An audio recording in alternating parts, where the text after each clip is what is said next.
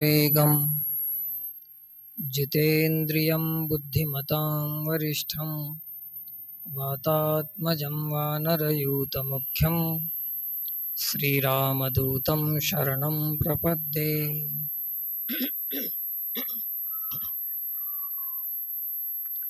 नमामि शमीशाननिर्वाणरूपं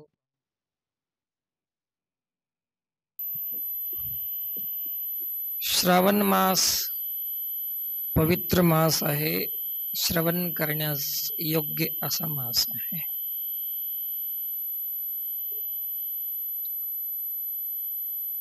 श्रावण महिन्यामध्ये काही व्रत नियम करणारा हिंदू समाज आहे. चला, एक महिना आपणाला मांसाहार करायचा नाही.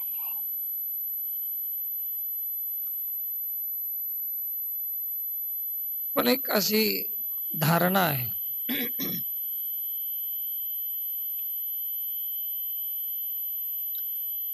आणि जसा श्रावण मास संपला, पोळा झाला की एक दिवस बोडग्या ठेवलेला आहे आपल्या धर्मामध्ये हिंदू लोकांनी. कर कर काय म्हणतात त्याला? कर शब्दाचा अर्थ असा आहे की महिनाभर केलेलं पालतं कर,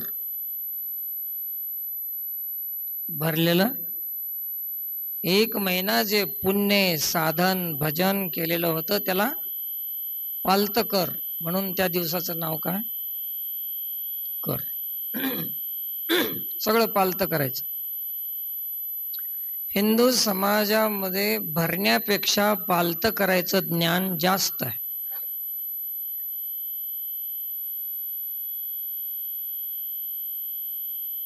आता माझं प्रवचन काय राहील हे कधी कधी अंदाज लावत जाऊ नका. आता गोड गोष्टी राहिलेच नाहीत. आता कंटाळा येऊन गेला समाजाचा.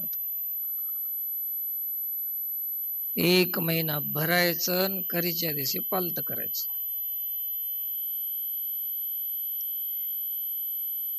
पूर्वीच्या काळामध्ये उतरंडी असायची घरामध्ये. मातीपासून तयार झालेल्या मडक्याची उतरंडी असायची. एक खाली मोठं, त्याच्यानंतर दुसरं त्याच्याहून छोटं, त्याच्याहून छोटं, असे एकावर एक एकावर एक रचत जायचे. तर हे श्रावण मास काय तर उतरंडी रचल्यासारखी आहे. ऐकल्याचा उपयोग काय? कथा ऐकली, सप्ताह केला, कीर्तन केलं, प्रवचन केलं, अमुक केलं, तमुक केलं, उपवास धरला, पाणी घातलं. पाणी घातलं पाणी घालणं म्हणजे काय? सगळं करून पाणी घातलं. असा हे समाज. दुसऱ्या समाजाबद्दल मी बोलतच नाही, कारण मी ज्या समाजात जन्माला आलो त्या हिंदू बद्दलच बोलतो मी. दुसऱ्याचा विरोध नाही, आपला बी विरोध नाही, पण आपला स्वभाव सांगालो मी. विरोध तर कोणाचाच नाही. विरोधासाठी आमचा जन्म नाही, बोधासाठी जन्म आहे, नक्की विरोधासाठी नाही. मग हे एवढे सणवार करून त्याचं प्रयोजन काय आहे? बिना प्रयोजन परिश्रम करणं, मेहनत करणं हे पागलपणाचं काम आहे. त्याच्यामध्ये सत्य तथ्य काहीच नाही, सगळं पागलचं काम आहे. इथून तिथून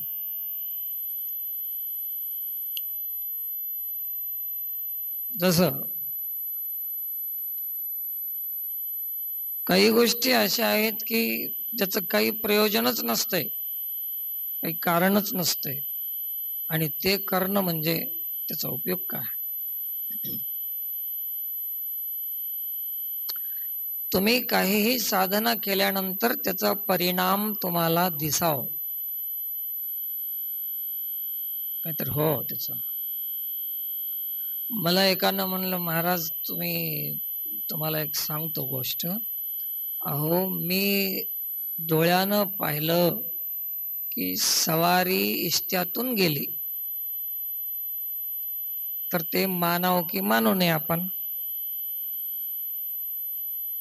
तुम्ही सगळं कसं करता? इष्ट्यातून सवारी गेली, तिला पोळलं नाही, तुम्ही मानाव की मानू नये? तर आज हिंदू समाजामध्ये 99% लोक म्हणतात की मानलंच पाहिजे, आहे की नाही? पण एक नारायण महाराज ते मानत नाही. का? सांगतो तुम्हाला सांगतो आणि विचारतो. इष्ट्यातून सवारी गेली, ठीक आहे. पोळलं नाही, ठीक आहे. पण इष्ट्यातून गेल्यामुळे काय काय झालं ते सांगा. त्याचे फायदे, लाभ, उपयोग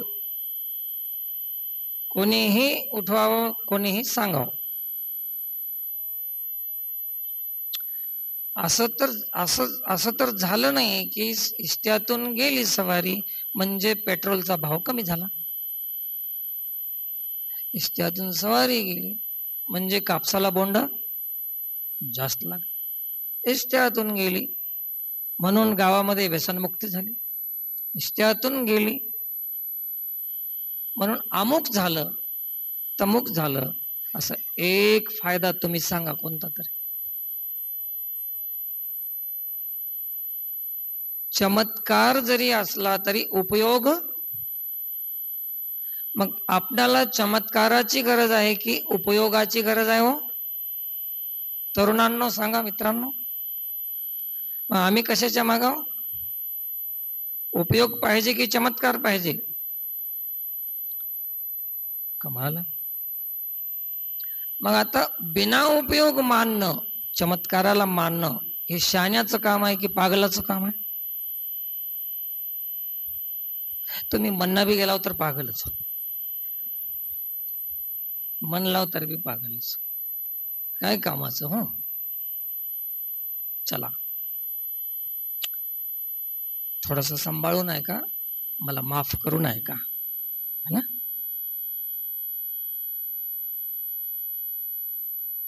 तुम्ही वाढदिवस करता, त्याचे उपयोग सांगा.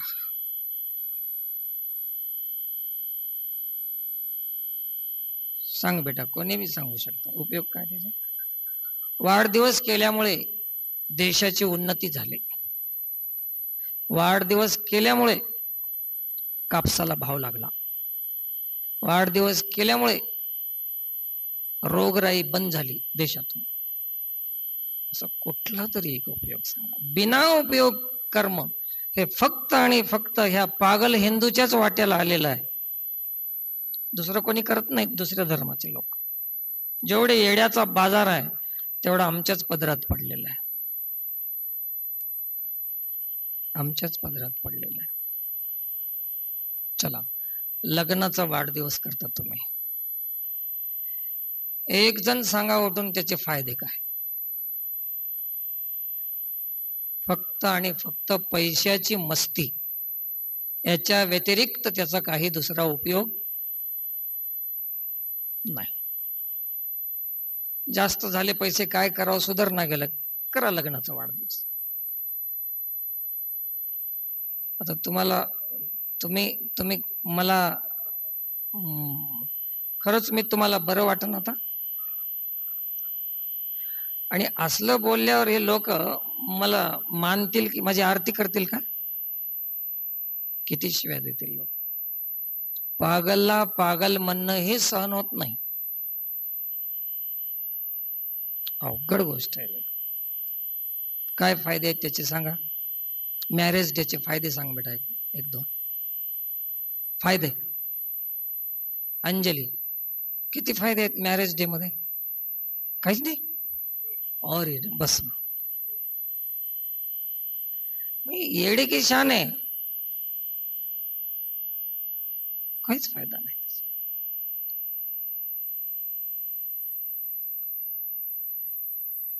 असं व्हायचं होतं मॅरेज डे मुळे की 50 वर्षाच्या वयात मॅरेज डे केलं तर त्याचं वय 25 वर्ष व्हायचं होतं. तर मी स्वतः करायला लावत होतो सगळ्यांना, चला मॅरेज डे करा, रोज करा. असं व्हायचं होतं मॅरेज डे केल्यामुळे की पांढऱ्या केसाचे काळे केस व्हायचे होते. होतंय काय त्याच्यानं? फक्त आणि फक्त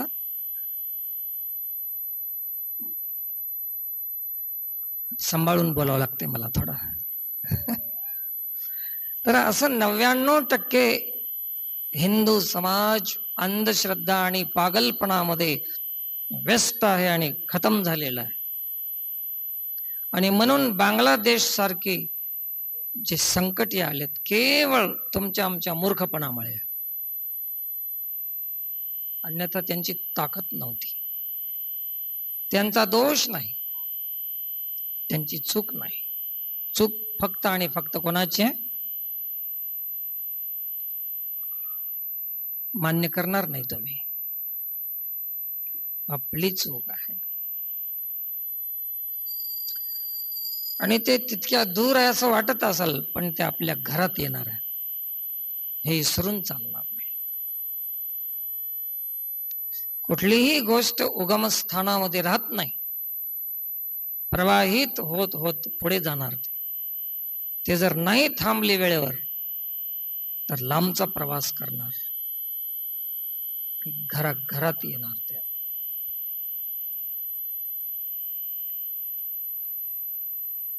समाजामध्ये जागृती नाही, समाजामध्ये विकृती आहे. आवश्यकता होती जागृतीची आणि येऊन बसली विकृती. सगळे संस्कार आपले विकृत झालेत. कुठलाही संस्कार जागृतीचा नाही, टोटल विकृती आहे. कुठलाही सण विकृत आहे, धर्माच्या नावानं केलेले कार्य सगळे विकृत आहेत, देवाच्या नावानं केलेले कार्य सगळे विकृत आहेत. विकृत म्हणजे बिघडलेले, उपयोग नाही ज्याचा, त्याला काय म्हणतात? विकृत कार्य. संस्कृत कार्य जेव्हा कराल तुम्ही त्याचे उपयोग होतील जनतेला, समाजाला, देशाला. आणि विकृत कार्यामुळे मजा येईल पण उपयोग काहीही होणार नाही. म्हणून कुठलंही कार्य करताना उपयोग आहे का सोचा, एक बार विचार करा.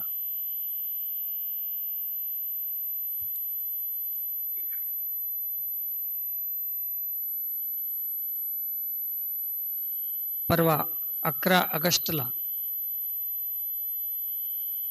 एक छोटस अभियान चालवलं, झाडं लावा, झाडं लावा.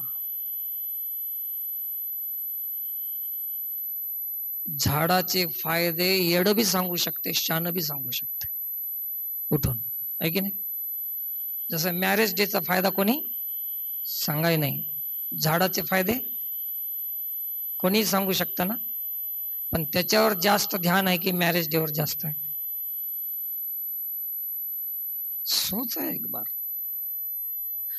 ज्याचा उपयोग आहे त्याच्यापासून माणूस दूर गेलेला आहे, आणि जे विकृत आहे त्याच्यावर ध्यान आकर्षित झालेलं आहे. तुम्हाला विकृत कार्य पाहिजे की उपयोगी कार्य पाहिजे? सोचा एक बार. हिंदूंनो, एक बार सोचा, काय लागते आपल्याला? आज तरुण मित्रांना माझा प्रश्न आहे, गणेशोत्सवाचे फायदे सांगा, 1-2.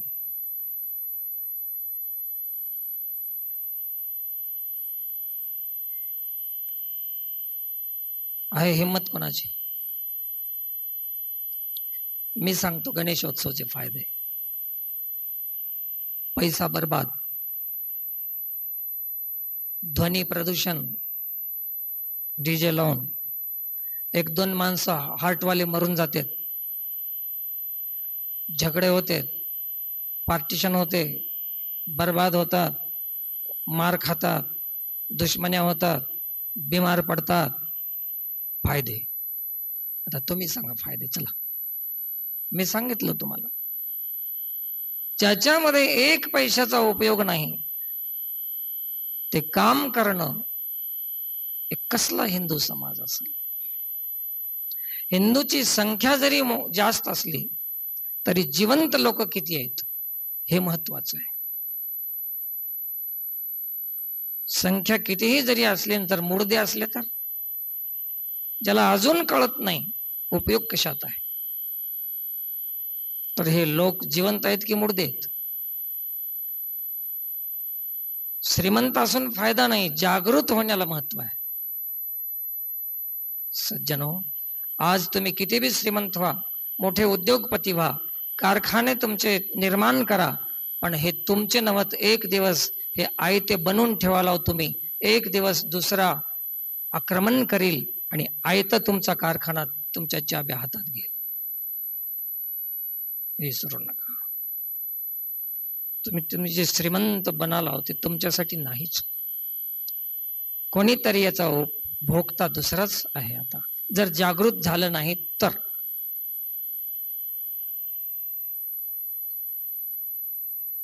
आयत जाणार आहे वाटीत कोणाच्या तरी. म्हणून याच्यावर मला स्पष्ट बोलता येत नाही, माझं बोलणं आता चौकट व्हायरल होते ना, त्याच्यामुळे मी संकेत करतो, फक्त सांगून जातो तुम्हाला, अधिक स्पष्टता नाही. शहाणे असतील तर समजून घेतील,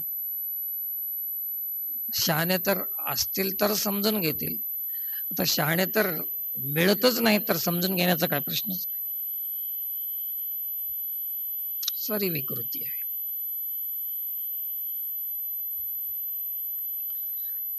उपयोग नाही.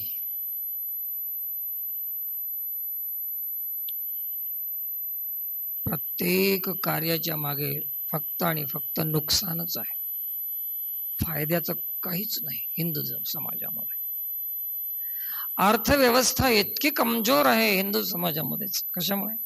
जवळजवळ आपला 70% खजाना व्यर्थ जाते, व्यर्थ कामामध्येच जाते. अलीकडे सांगतो तुम्हाला, असे एक फॅशन झाले बघा, जन्मलं की आयर,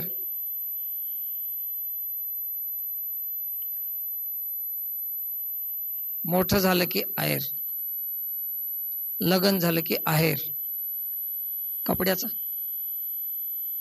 दुखण्यानं पडलं की, दुखण्यातून उठल्यावर करतात का? हा, दुखण्यातून उठलं की आहेर. किती खुशी आहे त्याला दुखण्यानं पडल्याबद्दल. बाळातीन झालं की आहेर.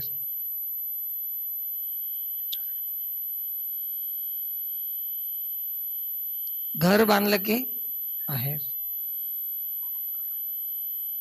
एक शौक, एक फॅशन होऊन गेलं. कोणी उलटी केलं तर आहेर.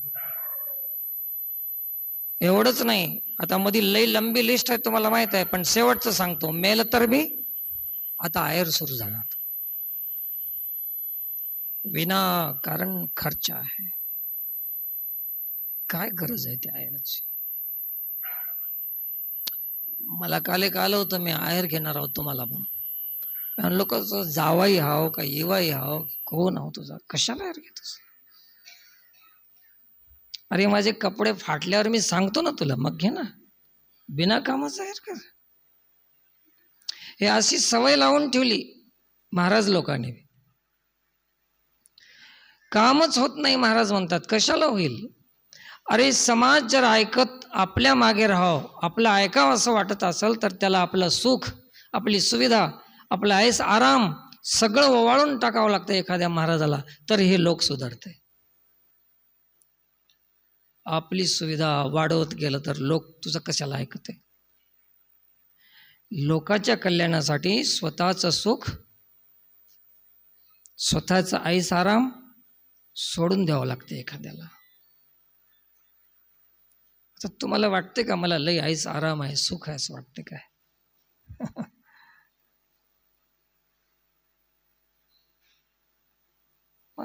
अशी जर 4-2 जरी जन्मले भारतामध्ये तर खूप झालं.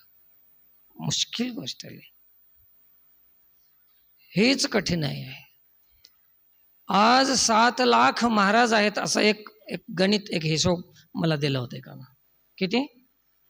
7 लाख महाराज आहेत. तर एक फुटक्या फाटक्या महाराजानं काल 27,000 झाड लावलं एका नारायण महाराजानं. 7 लाख महाराजांना लावलं असतं तर किती झाडं होत होते जगात? एक बार कॅल्क्युलेट कर,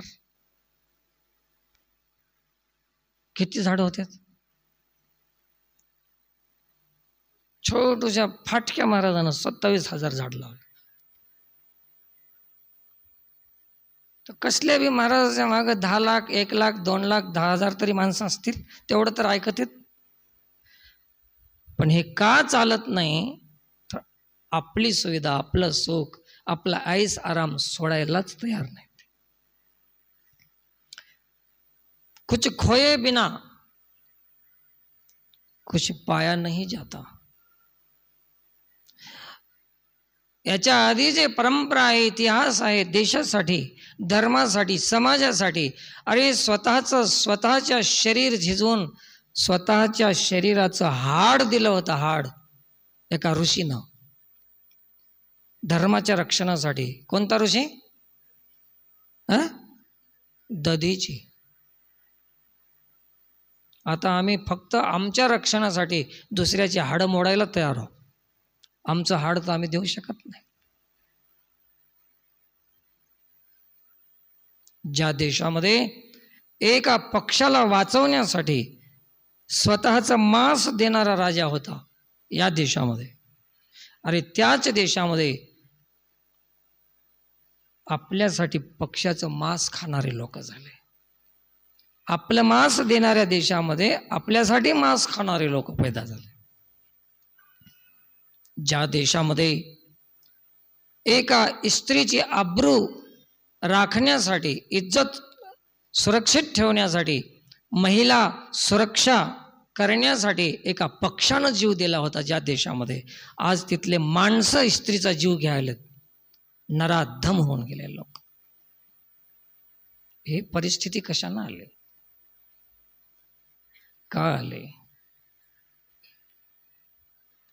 संख्या वाढली असेल हिंदूची, पण जिवंत नाहीत लोक, मुडदे होत चालले सगळे. मुडदे काय काम करणार आहेत? मुडद्याच्या हातामध्ये तलवार दिली तर काय होते? उपयोग होईल काय? तसा समाज पुरा मुडद्यासारखा होत चाललेला आहे. म्हणून आता तरुण मित्रांनो, खूप काही तुम्हाला सांगा वाटते, पण पुन्हा वाटते की मी दिवसभर बोलून तुम्ही काही बी उपयोग नाही केला तर मी उगाच झिजून चालू ना, आता व्यर्थ. येणारा आगामी उत्सव, गणेशोत्सव, येणारा उत्सव तुम्ही कसा साजरा करणार याची चिंता आहे आता. मुडदे होऊन करणार की जिवंत होऊन करणार याची चिंता आहे आता. येणारी नवरात्री महिला मंडळी जिवंत होऊन करणार की मुडदे होऊन करणार, जागृत होऊन करणार की विकृत होऊन करणार, चिंता आहे आता. काय करणार तुम्ही? जागृत होणार की विकृत होणार? एक बार मंदिरात बसलाव तुम्ही, एक बार आपल्या आत्म्याला विचारा की आपण किती नुकसान करायला देशाचं. कुठंतरी उपयोग आहे का आपला? म्हणजे उपयोगी कार्य आहे त्याच्यामध्ये ध्यान आकर्षित नाही आपलं, विकृत कार्याकडे ध्यान आहे. सध्या मी विकृत बद्दलच बोलत चालू, कारण विकृत झालेलाच समाज आहे. आपल्या गंगाखेडला विकृतच सांगितलं की सगळं. ज्या परमार्थामध्ये धर्मासाठी परमार्थ केला जात होता, आता धंद्यासाठी परमार्थ केला जातो. जागृत आहे की विकृत आहे? माझी मराठी तुम्हाला समजाली ना? सगळ्यांना. ज्या संस्कार देण्यासाठी परमार्थ होता, तिथं आता सत्कार करण्यासाठी परमार्थ झाला. हे जागृत परमार्थ आहे की विकृत आहे?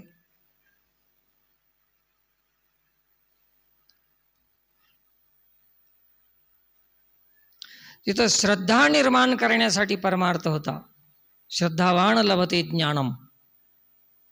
आपल्या परमार्थामध्ये त्याचं प्रयोजन काय होतं की माणसामध्ये श्रद्धा पैदा करावं. तर तिथं श्रद्धेच्या जागी स्पर्धा निर्माण झाली समाजामध्ये. हे जागृत परमार्थ आहे की विकृत आहे?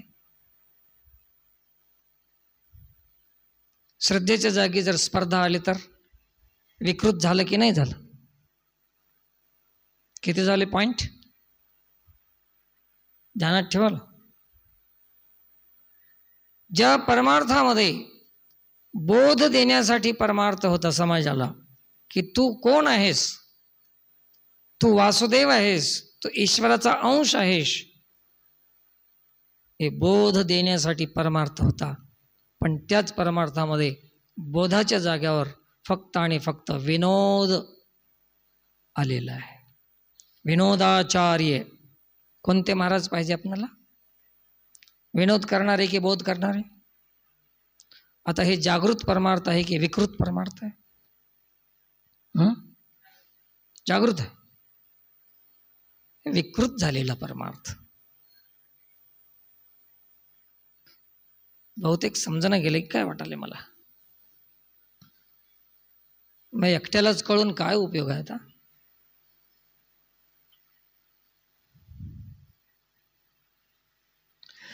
असं विकृती जर सांगत बसलो तर टोटल विकृती आहे आपल्यामध्ये.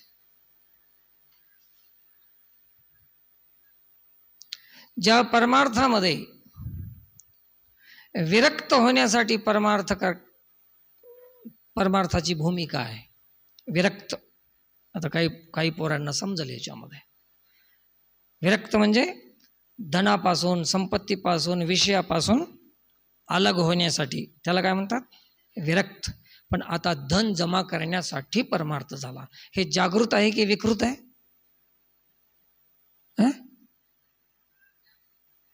विकृत परमार्थ आहे. विकृत झाला हो, विकृत झाला. जागृत नाही. जागृत म्हणल्यावर उलट कशाला होते? सोयीचंच होत. अशा पद्धतीनं हे सगळं परमार्थ विकृत झाला. पूजा करण्यासाठी लक्ष्म्या बसवल्या जात होत्या पहिलं. फक्त पूजा, श्रद्धा ठेवून जागरण करायचं, पूजा करायची, रात्री जागरण करायचं, जप ध्यान करायचं, राशीची पूजा करायची, याच्यासाठी होता परमार्थ. आत्ता परमार्थ फक्त आणि फक्त डेकोरेशनसाठी झाला. हे जागृत आहे की विकृत आहे? विकृत परमार्थ आहे. आणि हे लक्ष्म्या बघायला चालाव म्हणतात घरोघर. लक्ष्म्या बघाय कोणीच जायना. काय बघायचं त्यात? डेकोरेशन. आता देव बघायचं की डेकोरेशन बघायचं? आपल्या दृष्टीला देव दाखवायचा होता, पण आता काय दाखवलो? हे जागृत आहे की विकृत आहे? असं तुमचं पावलाला विकृती पैदा झाली. आता खरंच सांगा, धर्म सुरक्षित राहील? कोण बिघडाले धर्माला? उगा बोंबलता दुसऱ्याच्या नावानं. कोणी त्याला जबाबदार नाही. फक्त आणि फक्त आपल्या धर्माचे जबाबदार आपणच आहात. सांगा आता. इकडे मुलाकडे सांगतो. समाजाला जागृत करण्यासाठी, संघटित करण्यासाठी गणेशोत्सव होता. आहे नाही? काय होता? आता सांगा, सगळे पांगलेले माणसं एक होण्यासाठी गणेशोत्सव होता. आता तसं करायचं असलं तर काय करावं लागेल? एक गणपतीला संघटित होतील की गली गलीला बसल्यावर संघटित होतील? एक. मग आम्ही काय करायला होतं आता? मग सांगा, ज्याच्यासाठी होतं त्याच्यासाठी ठेवलं का आता? मग हे जागृत गणपती आहे की विकृत? मग कसले हिंदू आपण? कोणते हिंदू आपण? कशासाठी हिंदू आपण? समजतच नाही काही. मला तर अजून कळच नाही गेलं. मला तर असं वाटायला की या देशात राहावं की नाही आपण. कधी कधी प्रश्न, पण जावं तर कुठं जावं? जाए तो कहाँ जाए, करे तो क्या करे. पळून बी जाता येत नाही. कुठं जावं पळून? ते कोणते की हसीना त्या बांगलामधून भारतात आली पळून, पण आपण कुठं जावं आता इथून?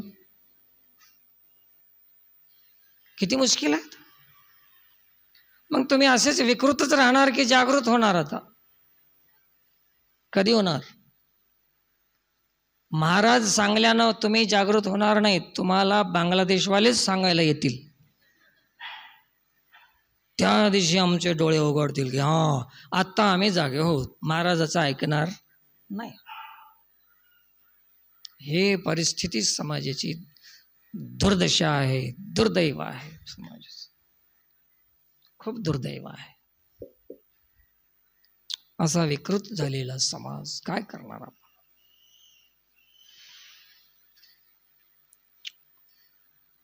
तर आजची जी बैठक आहे, आजची जी आपली जी भूमिका मांडलेली आहे आजच्या सत्संगाची, हे जागृतीसाठी आहे. विकृती आपली कशी कमी करता येईल, आहे की नाही? तर सज्जनो, तुम्हाला प्रार्थना आहे माझी, शक्य असेल तर प्रयत्न करा ना. बऱ्याच गावांहून तुम्ही आलात, तुमच्या गावात मीटिंग घ्या, सगळ्या तरुणांना बसवा, ह्या गोष्टी सांगा आणि प्रयत्न करा त्याच्यावर. होत नाही असं समजू नका कधीच. कोणतीही गोष्ट अशक्य नाही, केल्यानंतर होतेच. पण आमची तयारी नाही. आम्ही मुडदे असाल तर काम कसं होईल? जर तुम्ही मुडदे नसाल तर काम नक्कीच होणार. जिवंत असल्यावर काम करणारच. मुडद्याचं काम नव्हे, मुडद्याचं काम नव्हे. मुडदा काय रिकामीच राहते, हात पाय टाकून देऊ. त्याला दुसऱ्यानंच उचलावं, दुसऱ्यानंच न्यावं, दुसऱ्यानंच जाळावं. किती दिवस मुडद्यासारखं जगणार आपण? आता जागावा. आता आवश्यकता आहे, आता काळाची गरज आहे. तर आजचा हे सत्संग याच्यासाठी आहे. आणि लावलेले झाडं, थोडेसे कार्यकर्ते मंडळींना विनंती आहे की कुठं कुठं लावण्यात आलेत त्याला एक बार या श्रावण महिन्यामध्ये सोमवारी एक बार फिरून बघा. ते बी असा दिवस द्यायलो की बाजारचा दिवस. ते लावलेले झाडं सुरक्षित आहेत का? त्याला कुंपण केलंय का? नुसतं लावून जमत नाही. एक बार फिरून बघा. 4-2 माणसं सोबत घ्या. कुठं कुठं लावण्यात आलेत, ते आलेत की नाही, आलेत की नाही. नसेल तर त्यांना सांगा, पुन्हा प्रयत्न करा, आहे की नाही? असं फालतू होऊ नये काम, उपयोग झाला पाहिजे त्याचा. रस, सावली, फळ, फूल, लाकूड, छाया, रस, वनस्पती, औषधी इत्यादी, प्राणवायू, ऑक्सिजन, हजारो फायदे आहेत, उपयोग आहेत त्याच्या मागं. बिना उपयोगी खर्च करता, कामं करता. कोणता किडे, कोणता किडे, कोणता किसन, कोणता किसन, त्याचा उपयोग नाही, लाभ नाही, काहीच उपयोग नाही त्याचा. तर त्याच्यामध्ये पूर्ण पैसा आपला त्याच्यामध्ये नुकसान होऊन चाललेलं आहे, व्यर्थ होत चाललेलं आहे, कमजोर होत चाललेले होत आपण. यासाठी कृपया ध्यान ठेवा. शक्य होईल तेवढा प्रयत्न करतील अशी विनंती आहे. एक गाव एक गणपतीचा प्रयत्न करा. तसं शक्य नसेल तर गणपती जरी जास्त बसवायचे असतील तुम्हाला, तर कमीत कमी एवढं तरी करा की जागा तरी एक ठेवा, सार्वजनिक जागा. 100 गणपती जरी बसले तरी एका जागी बसवा. एक जरी बसणं होत नसाल, तुम्हाला त्या दुकानदाराची दया येत असेल गणपती विकणाऱ्या, तर 1000 बसवा, पण कुठं बसवा? एका जागी तर बसवा. आपणाला गरज कशाची आहे? संघटनाची गरज आहे. गणपती बसवावं की बसवू नये तो प्रश्न नाही. विषय काय आहे? एका जागी बसवावं. कशासाठी? संघटनासाठी. तिथं 10 माणसं आरतीला, इथं 5 माणसं आरतीला, दिक नाही ते गणपतीला. कसला गणपती आहे आपला दरिद्री? एका जागी जर बसिलं तर हजारो लोक एका जागी येतील. एवढं त्या गणपतीची दशा करू नका की 5 माणसं 2.5 माणसं आरतीला राहतील. अरे अरे अरे, दुर्दशा हिंदू समाजाची. बेकार होऊन गेलेला समाज. मुश्किल आहे खूप. हजारो किलोमीटर दूर गेलेला आहे, तर तिथून वापस येणं म्हणजे कठीण तर आहेच, पण प्रयत्न तर करायला हरकत नाही. आशा तर आपली आहेच. एक असा माणूस आहे मी की 1000 किलोमीटर दूर गेलाय समाज, हे मला कळालंय, पण मी आशा सोडून दिली नाही. आणि मी प्रयत्न चालूच ठेवणार. निराशावादी नव्हो मी. काही ना काही 1-2% तर काम होईल, 1% तर होईल. आता 27,000तून 7 बी झाडं वाचले तर मी खुश, माझं नशीब समजतो. निराशावादी नाही, आशा आहे माझ्यावर. भरपूर आशा करतो तुमच्याकडून. महिला मंडळींनी आपलं काम चालू ठेवा, सत्संग चालू ठेवा, हनुमान चालीसा ठेवा. संघटनाच्या दृष्टिकोनातून आपणाला दिलेला दिवस मंगळवारचा आहे ते करा. मुर्द्यासारखं पडून राहू नका. जरा जिवंत असल्यावर कामं करा. पैसे जमा करा. एक दिवस असं काम येईल पैशाचं, त्या दिवशी मी आज नाही सांगणार, पण तुम्हाला एक दिवस लक्षात येईल की खरंच हे फकीर सांगत होता पण आपल्या ध्यानात आलं नाही. एक दिवस तुम्हाला वाटेल त्याचं. असं एक मोठं काम पडणार आहे पैशाचं एक दिवस. ते आज नाही सांगत तुम्हाला मी. खूप काम पडणार आहे. जिथे तिथं पैसे मजबूत करा घरोघर. धर्मासाठी एक त्याचा खूप मोठा फायदा होणार आहे. एक दिवस काम पडणार आहे त्याचं. काय काम पडेल ते आज नाही सांगणार. ते तुम्हाला वेळ सांगेल. ज्या दिवशी वेळ येईल त्या दिवशी. ज्याच्याकडे दान पेट्या नाहीत त्या मातृभगिनींना माझी विनंती आहे की आम्हाला पेट्या दिल्या नाहीत म्हणण्यापेक्षा आपल्या आपण पेटी आणून जमा करा ना, आहे ना. त्या कार्यकर्त्यांनाच द्यावं म्हणलं तर ते बी कंटाळून गेलेत. आता काय करतात? त्याला बी संसार आहेत, धंदे आहेत, बायका आहेत. माझ्यासारखे फकीर नाहीत ना सगळे तुम्हाला पेट्या आणू द्यायला. सांगून बघितलं त्यांना, पण कंटाळून गेलेत. ते बी काय करतात? तुमच्या तुम्ही पेट्या आणून घ्या. ते डब्बाच आणा म्हणून काही नाही, काही बी आणा, कशात बी जमा करा. मजबूत करा पैसा. सत्संग ठेवा. आपलं पवित्र जीवन जगण्याचा प्रयत्न करा. तरुण मुलीसाठी जे आपण शिबिर राबवलेलं होतं, उपक्रम राबवलेला होता, त्या सगळ्या माता भगिनींना माझी विनंती आहे की त्या आपल्या मुली काय करायल्यात, कुठं चालल्यात, मोबाईलमध्ये काय बघाल्यात, याच्यावर ध्यान ठेवा. आपण लापरवाही करू नका. प्रेम करा मुलीवर, पण भरोसा करू नका.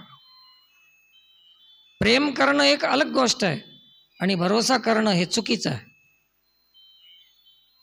बेटा ते बंद कर, तूट. लक्षात आलं ना माझे गोष्ट?